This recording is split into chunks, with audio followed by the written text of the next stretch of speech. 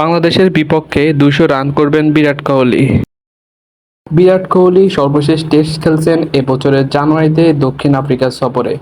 এরপর ইংল্যান্ডের বিপক্ষে গড়ের মাঠে জানুয়ারি, ফেব্রুয়ারি, মার্চ মিলিয়ে 5 ম্যাচের টেস্ট সিরিজে খেলতে পারেননি। ছেলে অকাল জন্মের কারণে সেই সিরিজে তাকে দেখা যায়নি। প্রায় 8 মাস বিরতির পর বাংলাদেশের বিপক্ষে 2 ম্যাচের সিরিজ দিয়ে টেস্ট দলে ফিরবেন কোহলি। নামটি যতই কোহলি হোক না কেন, দীর্ঘতম সংস্করণে দীর্ঘদিন না খেলা কারোর জন্য মাঠে নেমে ভালো পারফর্ম করা অনেক কঠিন। বাংলাদেশ সিরিজে বাসিত আলীর ভাজির গোড়া বিরাট কোহলি। কোহলির সাম্প্রতিক পারফরম্যান্সে একটু ফিরে দেখা যাক। গত জুনে শেষ হওয়া টি-20 বিশ্বকাপে রানে দেখা পাননি কোহলি। সর্বোচ্চ রান সংগ্রহের তালিকায় শীর্ষ 10এও নেই। 8 ম্যাচে 18.87 গড়ে 112.68 স্ট্রাইক রেট করেছেন 151 রান। ফাইনালে দলকে জেতানো 76 রানের ইনিংসটাই সর্বোচ্চ।